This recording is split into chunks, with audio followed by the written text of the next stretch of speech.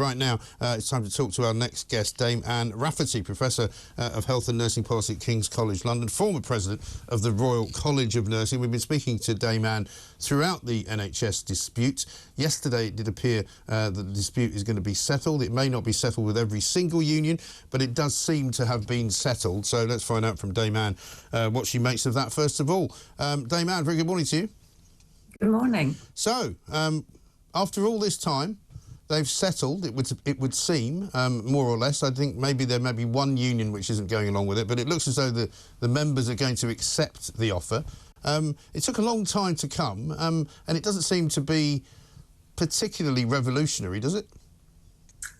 Well, it's certainly taken a long time to come, and I think a lot of upheaval could have been avoided if this had been settled, 3 months ago, and saved all of those unnecessary cancellations of appointments and the extension of the backlog in the meantime. But I think we can't assume that members will accept the offer. I mean, it still has to go to a vote to members, and I just don't think we can gamble on that outcome as being necessarily unequivocally positive. So I think there's still further steps to go. We're not out of the woods on this yet, but actually I think it is positive that an offer has been made, and the recommendation from most of the unions has been that members should accept it. Right. But I don't think we should take anything for granted that they actually will. Do you think they should accept it? Well, I think it's not just the pay, you see, that has been the issue throughout this dispute. There are several other factors, certainly from the RCN's point of view, that I think are playing into a package of issues in the deal.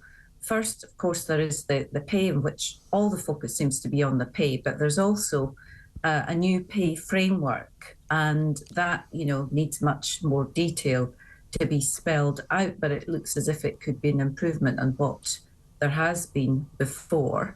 And I think most important of all is actually a legal framework around safe staffing, because I think from the get-go, Pat Cullen has been saying this is as much about staffing, it's as much about patient outcomes, welfare, and it's as much about the sustainability of the National Health Service. So it's not just about pay. And I think presumably golden triangle is a very positive thing. Well, presumably if the unions have accepted the settlement, then those parts that they were concerned about must have been addressed. Well, yes. I mean, I think they probably haven't got as much in the pay packet as they would have wished for. But nevertheless, that's offset by the fact that there is this proposal to have this safe staffing legislation and this new deal on the pay grade system, which is, basically out of date and a bit, anachronistic. So I think those kind of re-engineering prospects and positivity, I think, really bode well for the future. But let's not forget that we still have the workforce plan, much promised, much vaunted, to come. And, that wasn't, it was referred to in the budget, but, let's get that on the table soon, because that's really where a lot of the detail in this will be worked out. And who's responsible for working out that detail? Well, the workforce plan, of course, it was something that Jeremy Hunt, when he was Health Secretary and Chair of the Health Committee, was very keen to push on, and he did a lot of advocacy for that. But now it lands with, Steve Barclay, the Health Secretary. So I think let's get the ink dry on that and actually pushed out for further analysis and consultation. Yeah, but if you get down to the details, surely what you need to do is have people from the NHS trusts independently, and perhaps the unions, if they wish to be represented, they need to sit down and work it out, don't they? You don't need a politician to do that. Surely you need the people in the business to work out how the business should be run. Well, the workforce plan, this current iteration of it and version of it has, been long in the making. And, there was a huge consultation, years ago, not even months ago, with many stakeholders who were involved in its design, including myself. And so, but I haven't been involved in it recently, and I mean, I can't predict what the content is, but it has actually gone through the consultation thresher machine many times over. So let's hope that, you know, the final result is actually one that does appeal and actually gets sanctioning and support from all parties concerned. Yes. So, I mean, I suppose you could argue, couldn't you, if they'd asked for 5% in the first place instead of 17% plus, maybe this could have all been settled before Christmas because it was a bit more realistic.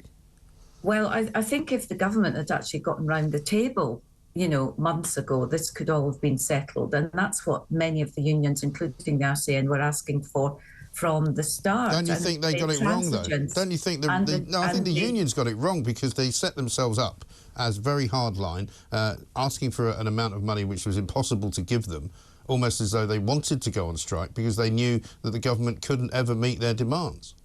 No, I think there was a political calculation made by the government that actually if they just sat it out, that public support would actually wither and wane. They were right about that. The support and solidarity from within the union and union ranks would itself collapse. But actually that calculation has proven to be wrong. Well, if I was a member of the RCN and I was told to go out on strike and I decided to go out on strike because of the promise of 17% of a pay rise and then only got 5%, I'd be pretty disappointed with my union leaders, I'd say. Well, I think that this is, I mean, the words reasonable and responsible are often used by the government, you know, in selling their kind of policies. But frankly, I think the RCN and the other unions are the ones who've been reasonable and responsible throughout this strike. And in fact, even to the point where Grant Shapps was praising the RCN for the safeguards that it put in place during the strikes itself. I mean, it could have all been avoided, but not because of the outrageous claims and pay claims that were made by the unions themselves. That was an opening negotiating position, and systematically and sequentially, that number has been revised down. And I think compromise has been the name of the game from the union side, and eventually the government's just caught up with it. They also said they were striking to save lives, but ultimately this dispute will have cost lives, won't it? I don't think we have any clear evidence on that actually at the moment. I mean, we know that poor staffing levels, that's our research, demonstrates that patients suffer to the level that more patients die when nurse staffing levels of registered nurses, that's qualified nurses, are under the planned targets. And I mean, this is really what's vexed nurses above all. They felt this sense of moral injury that they can't do their jobs in the way in which they want to do them, that they don't feel safe psychologically themselves in their environments. And this is a long-term battle. And that's why the legislation is needed, but it has to be written and drafted in such a way that it's actually got teeth and makes a difference. Yeah, but unfortunately there is a kind of believability factor here and a credibility factor. And if you say you need 17% in order to fix everything, and then it turns out that you can fix everything on 5%, then why should we not think every other claim was an exaggeration? I don't think anyone's saying that you can fix everything on 5%. Remember, well, that's what they've accepted, so they must have accepted that things can be fixed. There's a bonus here. What I'm saying is actually there are several other things on the table beyond the immediate pay deal. And I think the fact that inflation is coming down and that will impact cost of living crisis. I mean, that was one of the major triggers for this as well, that made it so difficult for nurses to actually put food on the table and actually pay the mortgages. And I was on the picket lines listening to nurses as well and in support. And I heard a number of them talking about, you know, the plight of single parents in particular, having to deal with families with only one, you know, wage and salary coming in, was really, really pushing things so hard that that's what's been driving people out of the profession. And I think, you know, Unison's leader, Sarah Gorton's made the same point. We could have avoided many people leaving for less stressful jobs. Yeah. Well, presumably now, presumably now though, Dame Anne, the money will be much more attractive, so you'll be able to recruit more nurses. Well, I sincerely hope so. However, recruitment, you know, has dipped with fewer 9% down and students coming in. They get saddled since the bursary was removed with £50,000 debt.